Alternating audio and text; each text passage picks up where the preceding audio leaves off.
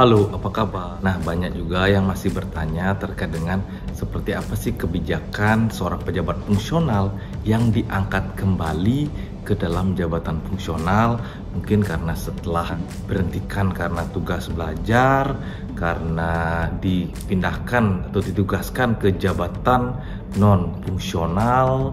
Nah, seperti apa sih kebijakannya pada Permenpan 1 tahun 2023 maupun pada Per-BKN tahun 2023. Simak video ini sampai habis. Nah, pada Permenpan 1 tahun 2023, seorang pejabat fungsional diberhentikan karena yang pertama, mengundurkan diri dari jabatan, yang kedua diberhentikan sementara sebagai pegawai negeri sipil, yang ketiga menjalani cuti di luar tanggungan negara, yang keempat menjalani tugas belajar lebih dari 6 bulan, yang kelima ditugaskan secara penuh pada JPT, jabatan administrator, jabatan pengawas, dan jabatan pelaksana, atau yang terakhir tidak memenuhi persyaratan jabatan fungsional.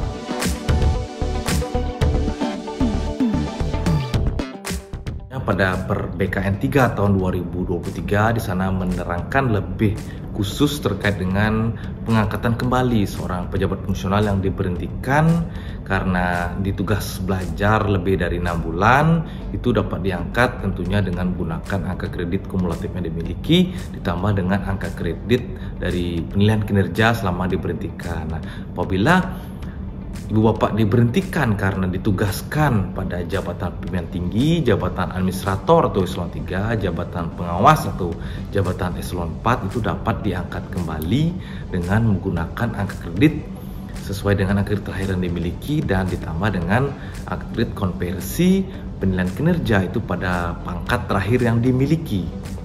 Nah, apabila Ibu Bapak menduduki pangkat di atas lebih tinggi daripada jabatan yang Ibu Bapak miliki sebelumnya, Ibu Bapak dapat menduduki jabatan yang Ibu Bapak miliki saat ini. Apabila sudah 1 tahun, itu dapat menyesuaikan dengan pangkat yang Ibu Bapak miliki, tentunya setelah mengikuti dan lulus uji kompetensi dan tersedia formasi jabatan.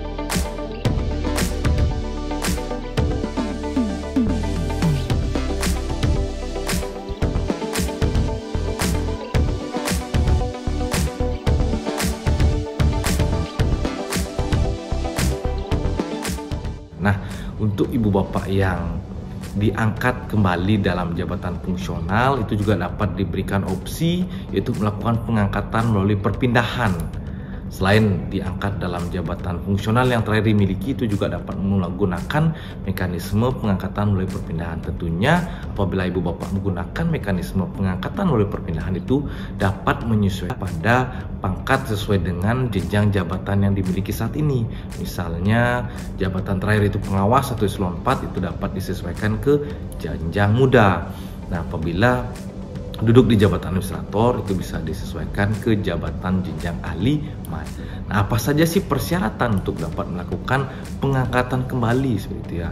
Jadi persyaratan tentu saja yaitu SK pangkat terakhir Ibu Bapak miliki, SK jabatan fungsional atau SK pemberhentian Ibu Bapak miliki saat Ibu Bapak diberhentikan, itu gunakan dasar untuk diangkat dalam jabatan fungsional yang baru, dan PAK Ibu Bapak yang terakhir Ibu Bapak miliki, serta penilaian konversi predikat kinerja yang Ibu Bapak miliki selama diberhentikan. Tadi saya sebutkan bahwa angka kredit yang diberikan itu angka kredit terakhir ditambah dengan angka kredit melalui konversi kinerja. Nah, apabila Ibu Bapak memiliki pangkat lebih dari 4 tahun, nah, penilaian dilakukan itu maksimal 4 tahun seperti itu. Nah, tentu saja apabila Ibu Bapak ingin diangkat kembali dalam jabatan fungsional Ibu Bapak miliki, harus dicek dulu apakah formasi atau kebutuhan itu masih tersedia.